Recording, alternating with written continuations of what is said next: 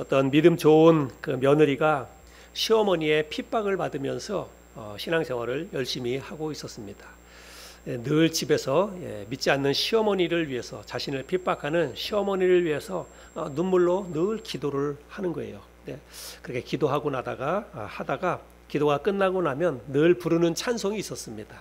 그 찬송은 뭐냐면 찬송가 395장 너 시험을 당해 범죄치 말고, 그런 찬양입니다.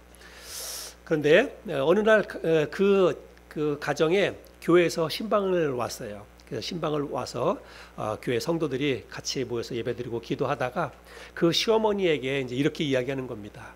그 할머니, 우리 며느리가 우리 그 할머니를 얼마나 사랑하는지 모릅니다. 늘 그 시어머니, 할머니를 위해서 눈물로 기도하고 있습니다. 그러니까 꼭 교회 나와서 예수 믿고 우리와 함께 신앙생활 했으면 좋겠습니다. 이렇게 얘기를 했어요. 그랬더니 그 시어머니가 그 얘기를 듣더니 버럭 화를 내면서 며느리가 나를 얼마나 이겨먹으려고 하는지 아느냐, 근데 뭘 날 위해서 그렇게 하느냐, 그렇게 얘기를 하는 거예요. 아니 무슨 말씀이냐고, 우리 며느리가 그 시어머니를 위해서 교회에서도 그렇고 얼마나 기도를 많이 하는데 그러느냐고 그랬더니 아니라고, 당신들이 몰라서 그런다고. 그러면서 집에서 기도는 하는 것 같은데 기도가 끝나고 나면은 늘 자기를 이겨먹으려고 노래를 부른다는 거예요. 그래서 무슨 노래를 부르는데 그래요? 그랬더니 너 시험일 당해 범죄치 말고, 너 시험일 이겨 곧 물리쳐라. 그 시어머니의 그 귀에는 시험이라고 하는 말이 시험일 이렇게 들렸던 거예요. 내가 사람을 누군가가 재밌게 하기 위해서 만들어낸 그런 이야기라고 생각이 되는데, 우리가 살다가 보면 우리를 힘들게 만드는 것 가운데 하나가 뭐냐면 인간관계 속에서 빚어지는 오해입니다. 오해.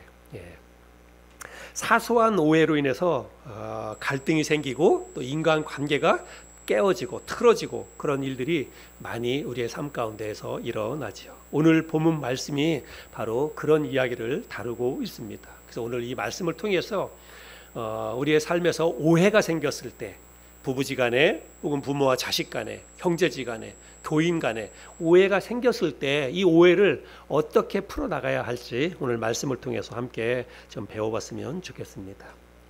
그동안 우리가 여호수아 말씀을 쭉 살펴보았는데, 이제 가나안 땅을 정복하고 7년간에 걸친 가나안 정복의 전쟁이 모두 다 끝났습니다. 그래서 이제 각 지파별로 땅을 분배하는 일도 이제 다 마무리가 되었습니다. 지난주에 살펴본 말씀으로 해서 이제 가나안 땅의 땅 분배 이야기는 다 끝났습니다.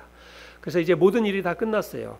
근데 여호수아가 르우벤 지파와 갓 지파와 므낫세 반 지파 사람들을 따로 불러서 이제 그들에게 너희들 땅으로 다시 돌아가라, 요단 동편으로 돌아가라, 이렇게 이야기를 합니다. 여러분, 왜 이 르우벤 지파와 갓 지파와 므낫세 반 지파 사람들을 가나안 땅에 살지 않고 다시 저 요단을 건너서 요단 동편 땅으로 되돌려 보낼까요? 그 이유는 우리가 잘 아는 것처럼 이스라엘 백성들이 이 가나안을 정복하기 위해서 오다가 그 요단강 동편 땅 아모리 사람들이 차지하고 있었던 그 땅에 왔을 때 아모리 족속과 전쟁이 벌어졌죠. 근데 그 전쟁에서 하나님이 도와주셔서 그 아모리 족속의 땅, 오늘날 그 당시에로 보자면 모압과 암몬 사람들이 차지하고 있었던 아주 굉장히 넓은 땅입니다. 그런데 그 땅을 하나님이 도와주셔서 이스라엘 백성들에게 그 땅을 정복하게 해주셨어요. 그런데 원래는 이스라엘 백성들이 그곳에 정착할 그런 목적은 아니었습니다. 하나님이 주신 땅은 요단강을 건너서 그 가나안 땅이지요. 그런데 그 아모리 족속이 차지하고 있었던 그 요단강 동편 땅도 굉장히 좋았어요. 그래서 목초지가 있어가지고 이 르우벤 지파와 갓 지파와 므낫세 지파는 다른 지파들보다 아마 짐승이 더 많았던 것 같아요. 가축들이. 그러니까 그 좋은 땅을 가지고 우리는 저 가나안 땅에서 기업을 안 받을 테니까 우리는 이 땅을 주세요. 그렇게 이제 여호수아에게 요구를 했습니다. 그 당시에 이제 모세에게 요구를 했어요. 그래서 그 요구를 받아들였는데, 근데 이제 조건이 있다. 그 조건은 뭐냐면 어쨌든 너희 다른 형제들은 이 가나안 땅에 들어가서 정착하기 위해서 전쟁을 치러야 되는데 너희만 여기가 좋다고 해서 여기서 머물고 싹 빠지면 되겠느냐. 그러니까 너희들은 이제 그 전쟁에 참전할 모든 장정들은 한 사람도 예외 없이 다 일단 전쟁에 다 동참해야 된다. 그리고 전쟁도 너희가 가장 선봉에 서라. 그래서 요단강을 건널 때에서부터 시작해서 모든 가나안 전쟁이 끝날 때까지 너희들이 가나안 그 정복 전쟁의 선봉에 서서 모든 전쟁을 다 치르고 전쟁이 다 끝나고 난 다음에 땅을 다 분배하고 난 다음에 너희들이 원하는 곳으로 너희들이 돌아가도록 그렇게 해주겠다. 그런 약속을 했어요. 그래서 이제 가나안 정복 전쟁이 다 끝나고 땅 분배일도 다 끝났기 때문에 여호수아가 이제 르우벤 지파와 갓 지파와 므낫세의 절반 2분의 1 므낫세의 반 지파를 따로 불러서 이제 너희가 가나안 땅 그 요단강을 건너서 너희들 그 가족들이 있는 그 땅으로 다시 돌아가라. 자기들의 처자식이 있는 그 땅으로 돌아가라. 지금 그렇게 이야기를 하고 있는 것입니다. 그래서 이 그 르우벤 지파와 갓 지파와 므낫세 반 지파는 드디어 7년 만에 전쟁을 끝나고 자기들의 사랑하는 아내와 자식들이 있는 가족들이 있는 그곳으로 돌아가게 됩니다. 근데 돌아가기 전에 오늘 본문 읽었던 말씀에 보면 여호수아가 대대적으로 이 사람들을 모아놓고 축복해주고 그들에게 많은 그 전쟁에서 그 취한 전리품들을 나눠주고 그것을 가지고 너희들 가족들에게로 돌아가라. 그렇게 하면서 그들을 축복해줍니다. 여러분, 그런데 이게 성경에는 자세히 기록되어져 있지 않지만 아마도 눈물의 환송식이 서로 간에 있었을 것이다 이렇게 생각이 들어요. 왜냐하면 목숨을 걸고 7년 동안 전쟁터를 함께 누빈 형제들 아닙니까? 그들은 또 피를 나눈 형제의 지간이지요. 그래서 그런 형제들이 이제 요단강을 건너서 다시 자기들이 가족들이 있는 땅으로 돌아가야 되는데 아마도 그날 서로 떠나는 아쉬움과 보내는 안타까움과 이런 것들을 나누면서 석별의 정을 나누고 그렇게 헤어졌을 것이라고 생각을 합니다. 오늘 우리가 본문을 읽었는데 1절부터 6절까지의 말씀인데요. 제가 한번 1절부터 6절까지의 말씀을 다시 한번 읽어보겠습니다. 그때에 여호수아가 르우벤 사람과 갓 사람과 므낫세 반 지파를 불러서 그들에게 이르되 여호와의 종 모세가 너희에게 명령한 것을 너희가 다 지키며 또 내가 너희에게 명령한 모든 일에 너희가 내 말을 순종하여 오늘까지 날이 오래도록 너희가 너희 형제를 떠나지 아니하고 오직 너희의 하나님 여호와께서 명령하신 그 책임을 지키도다. 이제는 너희의 하나님 여호와께서 이미 말씀하신 대로 너희 형제에게 안식을 주셨으니 그런즉 이제 너희는 여호와의 종 모세가 요단 저쪽에서 너희에게 준 소유지로 가서 너희의 장막으로 돌아가되 오직 여호와의 종 모세가 너희에게 명령한 명령과 율법을 반드시 행하여 너희의 하나님 여호와를 사랑하고 그의 모든 길로 행하며 그의 계명을 지켜 그에게 친근히 하고 너희의 마음을 다하며 성품을 다하여 그를 섬길지니라 하고 여호수아가 그들에게 축복하여 보내매 그들이 자기 장막으로 갔더라. 제가 설명드린 바로 그런 내용이 금방 읽었던 그 말씀입니다. 이제 이렇게 해서 아쉬운 마음을 뒤로하고 르우벤 지파와 갓 지파와 므낫세 반 지파 사람들이 실로를 떠나서 이제 자기들의 가족들이 있는 그 요단강을 건너서 요단강 동편 땅으로 가게 됩니다. 그런데 이제 강 하나만 건너면 이제 자기들의 가족들이 있는 곳으로 가는 거예요. 근데 강을 건너기 전에 요단강 앞에 다다랐을 때에 누군가가 그들 지파들 사람들 가운데서 누군가가 이렇게 얘기하는 거예요. 이제 우리는 이 요단강을 건너가면 우리가 언제 다시 이곳을 다시 건너서 올지 모릅니다. 그런데 만약에 우리는 뭐 그렇다 치더라도 우리의 자식들이 우리의 후손들이 훗날에 이 요단강을 건너와서 이 하나님의 그 성막이 머물고 있는 이 실로인데 그곳에 와서 하나님을 예배해야 되는데 만약에 세월이 다 한참 지난 다음에 우리의 후손들이 요단강을 건너와서 하나님을 예배하기 위해서 이 가나안 땅을 찾아올 때에 이 지금 가나안 땅에 살고 있는 그 사람들이 당신들이 누구냐, 너희들이 누군데 감히 이 하나님을 예배하기 위해서 여기 왔느냐라고 하면서 우리의 후손들을 모른 척하거나 우리의 후손들을 핍박하면 어떻게 되겠느냐. 그때 가선 그거 큰일 아닙니까? 누군가가 이렇게 이야기하는 거예요. 타당성 있는 이야기지요. 지금 당장이야 그것이 뭐 기억이 또렷하고 금방 있었던 일이니까 그럴 일이 없겠지만 세월이 한참 지난 다음에 그들의 후손들이 이스라엘 백성들은 하나님을 섬기는 백성이니까 하나님의 언약궤가 있는 하나님의 성막이 있는 그곳에 와서 하나님을 예배해야 되는 거잖아요. 그러니까 그들은 항상 요단강을 건너와서 가나안 땅으로 와야 되는 거예요, 후손들이. 근데 나중에라도 혹시 후손들이 그렇게 하나님을 예배하기 위해서 오는데 이 사람들이 자기들의 그 후손들을 가로막고 못 오게 한다거나 핍박하거나 그럴 일이 있으면 어떻게 하겠느냐, 이렇게 얘기를 하면서 우리가 이 요단강을 건너기 전에 우리 손으로 여기다가 큰 제단을 하나 만듭시다, 그렇게 얘기를 하는 거예요. 근데 이 제단은 거기서 우리가 뭐 하나님을 예배하자고 하는 게 아니라 그 제단을 만드는 것은 그 양식이 오직 이스라엘 백성들만 만드는 거예요.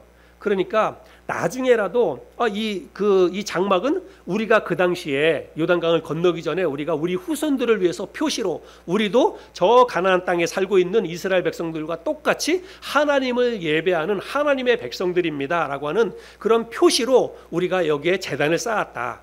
그렇게 이제 표시를 내기 위해서 그런 거기다 제단을 하나 쌓자, 이렇게 제안을 해가지고, 그래서 요단강을 건너기 전에 르우벤 지파와 갓 지파와 므낫세 반 지파 사람들이 거기다가 그 큰 제단을 하나 만들게 됩니다. 그 말씀이 10절에 있는데요. 우리 10절 말씀을 같이 한번 읽어볼까요? 시작. 르우벤 자손과 갓 자손과 므낫세 반 지파가 가나안 땅 요단 언덕가에 이르자 거기서 요단가에 제단을 쌓았는데 보기에 큰 제단이었더라. 그래서 그들이 자기들도 하나님을 섬기는 하나님의 백성들이다. 우리도 이렇게 제단을 만들고 여기서 우리가 하나님을 예배하는 그런 하나님의 백성들이다라고 하는 표시로 제단을 크게 쌓았다는 것입니다. 자기의 후손들을 위해서. 그런데 그 제단을 쌓은 그 일이 큰 일이 되어버렸어요. 큰 사건이 되어버렸습니다. 그래서 이어지는 말씀 11절 12절에 보면 이런 말씀이 있습니다. 이스라엘 자손이, 여기 이스라엘 자손은 지금 가나안 땅에 살고 있는 지금 이제 열 지파 사람들입니다. 이스라엘 자손이 들은즉 이르기를 르우벤 자손과 갓 자손과 므낫세 반 지파가 가나안 땅의 맨 앞쪽 요단 언덕가 이스라엘 자손에게 속한 쪽에 제단을 쌓았다 하는지라. 이제 그런 소문을 들은 거예요. 이스라엘 자손이 이를 듣자 곧 이스라엘 자손의 온 회중이 실로에 모여서 그들과 싸우러 가려 하니라. 네, 그다음 절. 거기까지네요. 그래서 지금 열 지파 사람들이 저기 요단강을 건너서 이제 자기들 땅으로 가려고 했던 그 사람들이 그 강을 건너기 전에 거기다 큰 제단을 쌓았다라고 하는 소문을 들은 거예요. 그 소문을 듣자 어떻게 한 거예요? 열 지파 사람들이 일제히 다 하나같이 모여가지고 그들과 싸우러 갔다. 그 싸우러 가려고 했다라고 하는 말은 뭐냐면 그들을 가서 진멸시키려고, 그들을 죽여버리려고 쫓아갔다라고 하는 그런 이야기입니다. 그야말로 동족 상장 간에 살육이 벌어질 수 있는 아주 일촉즉발의 그런 이제 위험한 그런 일이 벌어지고 말았다는 것입니다. 그들이 왜 싸우러 가려고 했을까요? 불과 며칠 전만 하더라도 그들이 뜨겁게 석별의 정을 나눴잖아요. 그리고 정말 형제에게 많은 재물을 주어서 너희들이 이제부터는 가면 우리가 언제 다시 만날지 모르는데 가족들과 함께 이 전리품을 가지고 가서 잘 나눠서 정말 행복하게 잘 살아라, 이렇게 축복을 빌어주면서 보냈는데 왜 갑자기 그들을 쳐들어가서 그들을 죽이려고 했을까요? 그거는 그들이 거기다 제단을 쌓았기 때문입니다. 근데 이 제단을 쌓은 것은 그저 어떤 영토 문제가 아니에요. 그들이 거기다가 제단을 쌓았다고 해서 거기에 땅을 차지해서 거기서 살려고 하는 게 아니잖아요. 그들은 그냥 땅을 건너가는 거예요. 제단을 쌓았다라고 하는 이거는 어떤 예배 처소, 제단에 관한 그런 문제였기 때문에 그렇습니다. 당시에 하나님을 예배하는 그 제단은 어디에 있었냐면 가나안 땅에 그 열 지파가 살고 있었던 땅, 예루살렘 바로 옆에 있었던 실로라고 하는 곳에 있었습니다. 그래서 이스라엘 백성들은 하나님을 예배할 때는 항상 그 하나님의 그 당시에 이제 언약궤가 있을 당시에는 하나님의 언약궤가 모셔져 있는 그 성막에서만 하나님을 예배했어야 돼요. 아무 데서나 하나님을 예배하면 안 되고 항상 하나님의 그 성막에 모여서 그렇게 예배를 해야 했습니다. 그곳에 제단이 있고요. 그런데 지금 이 10지파 사람들의 입장에서 보면 하나님을 예배하는 제단은 지금 실로 여기에 있는데 저들이 돌아가다가 또 다른 제단을 쌓았다고 하니까 그들 생각에서는 무슨 생각을 했는 거예요? 저들이 이제 하나님을 예배하러 올 때 여기까지 오지 않고 자기들이 만든 그 제단에서 자기들이 하나님을 따로 예배하려고 하는가 보다. 지금 그 사람들은 그렇게 생각을 한 거예요. 근데 이것은 이스라엘 백성들 입장에서는 용납이 안 되는 거였습니다. 하나님을 예배할 때는 반드시 하나님이 정해주신 율법의 규정에 따라서 정해진 법칙에 따라서 정해진 제물로 정해진 장소에서 예배를 드려야 했어요. 우리가 잘 아는 것처럼 우리 이스라엘 백성들에게는 이 예배가 정말 가장 소중한 거 아닙니까? 하나님을 예배하는 게 가장 소중한 것이죠. 그런데 그렇게 하지 않고 정말 저들이 망령되게 자기들 마음대로 제단을 쌓고 거기에는 하나님의 언약궤도 없는데 거기서 만약에 따로 하나님을 예배한다고 하는 것은 그거는 아주 정말 하나님을 모욕하는 아주 망령된 행동이에요. 그래서 그렇게 하려고 하는 의도 그런 생각을 가졌다라고 생각했기 때문에 가서 저들을 진멸하려고 하는 그런 생각을 가졌다고 하는 것입니다. 그런데 결론적으로 보면 그들이 그렇게 생각했던 것은 사실은 오해였습니다. 그들이 따로 제사를 드리려고 하는 목적으로 거기다 제단을 쌓은 게 아니었습니다. 그들은 훗날 제가 말씀드린 것처럼 훗날 그들의 후손들이 어떤 그 불이익을 당할까 봐 그들이 요단강을 건너와서 이 실로에 있는 곳에 와서 하나님을 예배하려고 그곳에 오려고 할 때 훗날 세월이 지난 다음에 이 가나안 땅에 살고 있는 사람들이 너희들이 누구냐, 너희들이 왜 감히 우리 하나님을 예배하려고 어디서부터 왔느냐라고 하면서 이들을 안 받아주거나 그러면 이들은 예배도 못하는 거 아니에요. 그래서 그런 어떤 일이 있을까 봐 미리 거기다 제단을 쌓고 우리도 하나님을 예배하는 하나님의 백성들이고 하나님을 섬기는 그런 후손들이다라고 하는 것, 우리의 조상들이 예전에 이 가나안 정복 전쟁에 참여했다가 여기다 나중에 돌아오는 길에 여기다 이렇게 그것을 기념하기 위해서 이 기념비를 세웠습니다. 제단을 세웠습니다. 그렇게 이제 표시로 그런 제단을 쌓았다는 것입니다. 그들이 하는 말을 보면은 제가 설명드린 이 내용이 여기 성경에 기록되어져 있는데요. 23절부터 29절까지를 또 제가 한번 읽어보겠습니다. 23절부터 29절. 우리가 제단을 쌓은 것이 돌이켜 여호와를 따르지 아니하려 함이거나 또는 그 위에 번제나 소제를 드리려 함이거나 또는 화목제물을 드리려 함이거든 여호와는 친히 벌하시옵소서. 우리가 목적이 있어서 주의하고 이같이 하였노라. 곧 생각하기를 후일에 너희의 자손이 우리 자손에게 말하여 이르기를 너희가 이스라엘 하나님 여호와와 무슨 상관이 있느냐. 너희 르벤 자손 갓 자손아 여호와께서 우리와 너희 사이에 요단으로 경계를 삼으셨나니 너희는 여호와께 받을 분깃이 없느니라 하여 너희의 자손이 우리 자손에게 여호와 경외하기를 그치게 할까 하여 우리가 말하기를 우리가 이제 한 제단 쌓기를 준비하자 하였노니 이는 번제를 위함도 아니요 다른 제사를 위함도 아니라 우리가 여호와 앞에서 우리의 번제와 우리의 다른 제사와 우리의 화목제로 섬기는 것을 우리와 너희 사이와 우리의 후대 사이에 증거가 되게 할 뿐으로써 너희 자손들이 후일에 우리 자손들에게 이르기를 너희는 여호와께 받을 분깃이 없다 하지 못하게 하려 함이라. 그래서 바로 이제 그런 어떤 목적 때문에 이런 제단을 쌓았다라고 하는 것들을 설명을 지금 이렇게 하고 있는 것입니다. 그래서 쫓아온 이런 사람들에게 그 자초지정을 잘 설명을 했어요. 그래서 자칫하면 동족 간에 그야말로 피비린내 나는 이런 전쟁을 치를 뻔했지만 결과적으로는 오해가 풀어졌습니다. 그래서 결론적으로는 아주 해피엔딩으로 일이 잘 마무리가 되었다라고 하는 것입니다. 어떻게 해서 이 오해가 풀리게 되었는지 우리는 이 말씀을 통해서 성경적인 원리를 함께 우리가 좀 발견할 수 있었으면 좋겠습니다. 어떻게 해서 오해가 풀렸는지 13절부터 15절까지 보면 말씀에 있는데요. 또 한번 제가 읽어보겠습니다. 이스라엘 자손이 제사장 엘르아살의 아들 비느하스를 길르앗 땅으로 보내어 르벤 자손과 갓 자손과 므낫세 반지파를 보게 하되 이스라엘 각 지파에서 한 지도자씩 10 지도자들을 그와 함께 하게 하니 그들은 각기 그들의 조상들의 가문의 수령으로서 이스라엘 중에서 천부장들이라. 그들이 길르앗 땅에 이르러 르우벤 자손과 갓 자손과 므낫세 반지파에게 나아가서 그들에게 말하여 이르되, 그 뒤에 말씀은 읽지 않아도 제가 설명을 드리면 그렇습니다. 그래서 그들이 요단강을 건너기 전에 제단을 쌓았다 하는 말을 듣자마자 모든 그 가나안 땅의 10지파 사람들이 실로에 모여서 그들을 쫓아가서 쳐 죽이려고 이제 어떤 대대적으로 그런 모임을 가졌어요.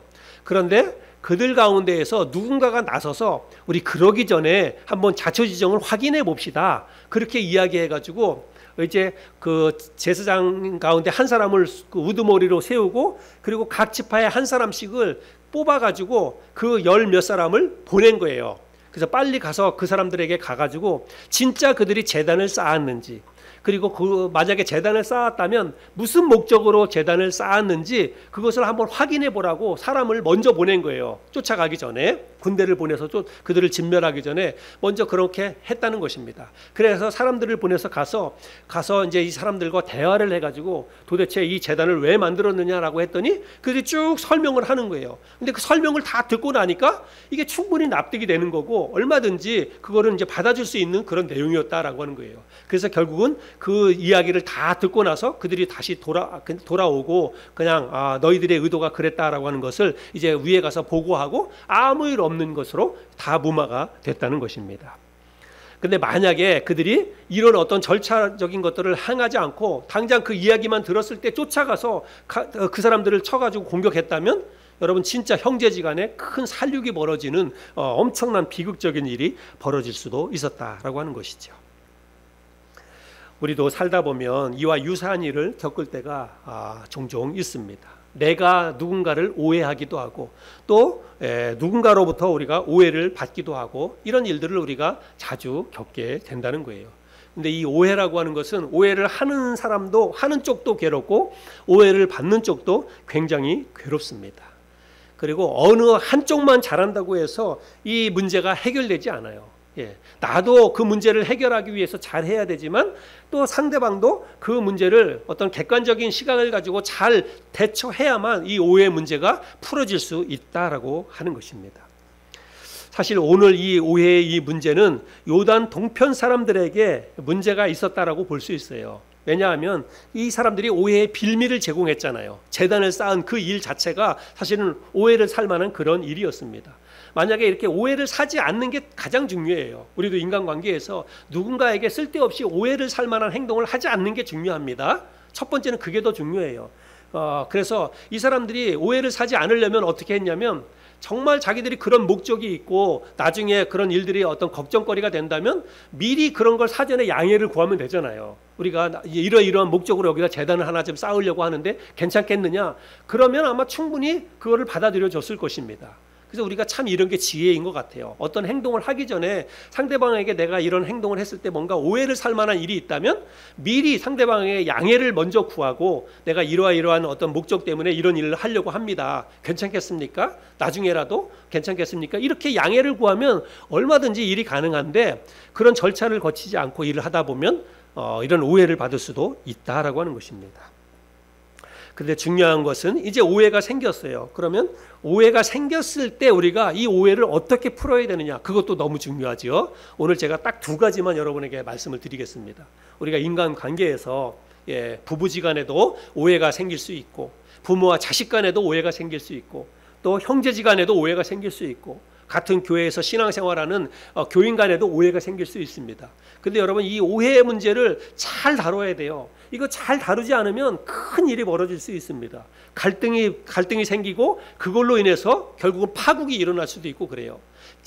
아주 작은 오해가 큰 불씨가 되어서 집안 전체를 태울 수도 있다라고 하는 거예요. 그래서 오해가 생겼을 때 이 오해의 문제를 어떻게 풀어야 되느냐, 여러분 굉장히 중요한데 제가 2가지만 핵심적으로 말씀을 드리겠습니다. 첫 번째는 뭐냐면 감정적으로 반응하지 말아야 합니다. 저를 따라해 주세요. 감정적으로 반응하지 말아야 한다. 오해의 문제가 생겼을 때는요, 감정적으로 반응하지 말아야 합니다. 만약에 이 9지파 반 사람들이 처음 소식을 들었을 때 충분히 감정적으로 그들이 격해질 수 있었고 또 실제로 감정적으로 격해졌습니다. 그래서 우리가 쫓아가서 실로에서 모여가지고 쫓아가서 저들과 싸우자, 저들을 진멸하자, 이렇게 그들이 막 감정적으로 막 사람들이 들고 일어났다라고 하는 거예요. 다른 문제도 아니고 지금 이 신앙에 관한 문제였지 않습니까? 이스라엘 백성들에게 있어서 하나님을 섬기는 이 문제는요, 가장 중요한 문제예요. 가장 큰 문제였습니다. 그래서 하나님을 섬기는 그 제단을 어디에 두느냐, 이거는 굉장히 중요한 문제인데, 이 두 지파 반 사람들이 다른 곳에다, 실로가 아닌 다른 곳에다 제단을 쌓았다고 하니까 감정적으로 이들이 폭발할 만한 그런 상황이 되었다는 것입니다.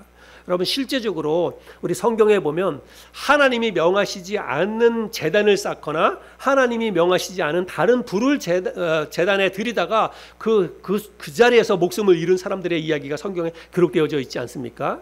엘리의 그 제사장의 아들이었던 홈리와 비느하스도 그렇고, 아론 제사장의 두 아들이었던 나답과 아비후도 그렇고, 다 하나님이 명하시지 않은 제단에 다른 불을 들이다가 하나님의 진노를 샀습니다. 이스라엘 백성들은 그런 걸 너무나 잘 아는 거예요. 그러니까 또다시 이걸로 인해서 저들만 아니라 우리에게도 큰 하나님의 진노가 불어닥칠 수 있는 그런 일이었거든요. 그렇기 때문에 이들이 감정적으로 굉장히 격하게 반응을 할 수 있었다는 것입니다. 하지만 그들은 끝까지 감정적으로 반응하지 않았습니다. 처음에는 그런 감정이 일어났지만 그들이 뭐 했어요? 절제했습니다. 순간적으로 절제했어요. 아마 어쩌면 그 가운데 누군가는 계속해서 감정적으로 선동했을지 모릅니다. 아니, 지금 당장 쳐들어가서 저들을 우리가 진멸해야 됩니다. 요단을 건너가기 전에, 요단을 건너가 버리면 우리가 저들을 또 진멸하는 게 어렵습니다. 그러니까 요단을 건너기 전에 빨리 가가지고 저들을 우리가 쳐서 무찔러 버립시다. 아마 감정적으로 이렇게 선동하는 사람들이 있었을 거예요. 그러나 오해가 생겼을 때 우리에게 가장 필요한 것은 뭐냐면, 여러분, 냉철한 이성입니다. 우리의 감정을 잘 다스리고 감정을 억누를 수 있는 차가운 머리, 냉철한 이성이 우리에게 꼭 필요합니다. 여러분도 우리가 어떤 화나는 일이나 어떤 그 상대방에 대해서 오해할 만한 일이 생기면은요, 그 오해가 생겼다라고 하는 것 자체가 뭐냐면 이미 내 감정이 지금 끌어올랐다는 거예요. 그래서 이거를 누르지 않으면, 이 감정이 폭발하면, 그러면 이제 관계는 그때부터 아주 결국은 아주 극으로 치달아 가는 것입니다. 그래서 어떤 오해가 생겼을 때는 도대체 저 사람이 왜 저랬을까? 왜 나한테 이렇게 했을까? 왜 이렇게 행동을 했을까? 이것에 대해서 우리가 그 어떤 감정이, 내가 휘둘리는 그 감정에만 자꾸 이렇게 매몰되다가 보면요, 우리가 정확한 판단을 못 해요. 이성적으로 판단이 서지 않습니다. 감정에 치우치게 되면. 네, 그렇게 오해가 생겼을 때 정말 우리가 차분하게 한 번쯤 생각을 해볼 수가 있어야 한다는 것입니다. 감정적으로만 반응하지 말고 이성적으로 차분히, 그리고 주관적인 생각이 아니라 객관적으로, 그냥 내 입장이 아니라 상대방의 입장이거나 혹은 다른 사람의 입장에서 그 문제를 한번 생각해 볼 수 있어야 된다는 것입니다. 그래서 어떤 사람과의 관계 속에서 어떤 문제가 생겼을 때 그게 오해로 드러나기 전까지는 오해인지 모르잖아요. 그렇죠? 사실인 걸로 우리가 생각이 되는데, 정말 그 문제가 생겼을 때 정말 이게 내 어떤 감정을 좀 먼저 누그러뜨리고, 첫 번째는 그 문제를 푸는 열쇠가 뭐냐면 감정적으로 반응하지 않는다는 것입니다. 그래서 차분히 내 감정을 조금 심호흡도 하고 그러면서 감정을 한번 누그러뜨리는 그런 작업이 필요하다라고 하는 거예요. 그리고 또 한 가지, 두 번째는 뭐냐면 행동하기 전에 먼저 사실 여부를 확인하는 것입니다. 또 한번 따라해 주시기 바랍니다. 행동하기 전에 먼저 사실 여부를 확인하라. 네. 감정적으로 반응하지 않는 것과 더불어서 우리가 이 오해의 문제가 생겼을 때 이거를 푸는 가장 중요한 그 키는 뭐냐면, 행동으로 옮기기 전에 사실 여부, 진위 여부를 확인하는 것입니다. 9지파 반 사람들이 싸우러 가기 전에 먼저 어떻게 했습니까? 제사장 가운데 한 사람을 우두머리로 세우고, 그리고 각 지파에서 한 사람씩을 뽑아서 그 11~2사람을 먼저 보냈어요. 그래서 먼저 보내서 그 진위 여부를 따져보도록, 확인해보도록 시켰다는 것입니다. 너희가 진짜 제단을 쌓은 것이 분명한지, 제단을 쌓았다면 무슨 목적으로 쌓았는지 그것을 정확하게 확인해보도록 사람을 보냈다는 것입니다.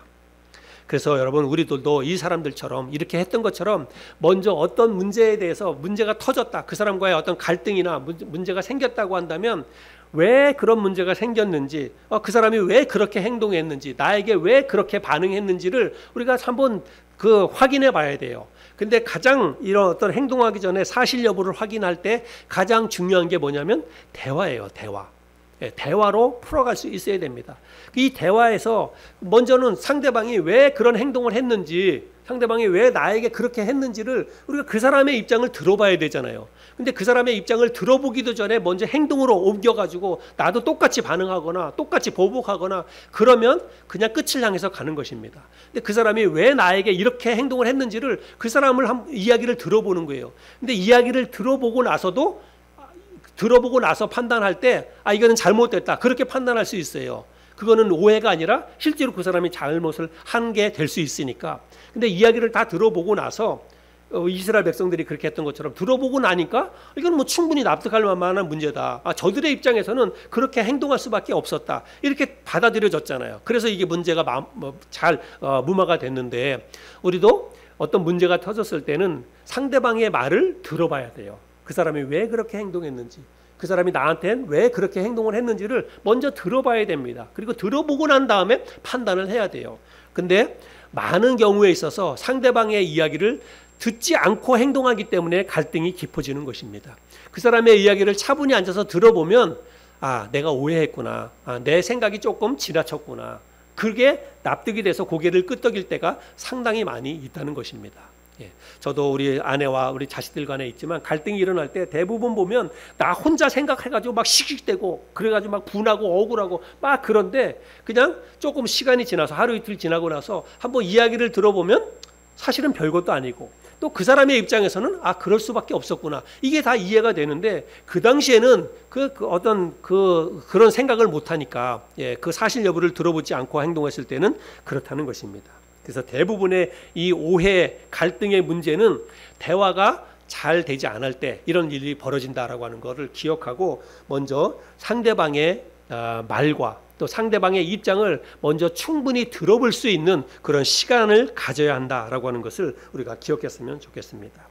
그래서 우리 자신의 어떤 주관적인 판단과 결론을 미리 정해놓고 행동으로 옮기지 말고, 행동하기 전에 먼저 사실 여부, 진위 여부를 정확하게 파악해야 된다. 그거를 파악하기 위해서는 상대방의 말에 귀를 기울이고 말을 들어봐야 된다라고 하는 것입니다. 그게 오해를 풀 수 있는 정말 아주 지혜로운 행동이다라고 하는 것, 저와 여러분이 기억했으면 좋겠습니다. 우리가 아는 것처럼 오해라고 하는 말을 영어 단어에서는 오해를 뭐라고 이야기합니까?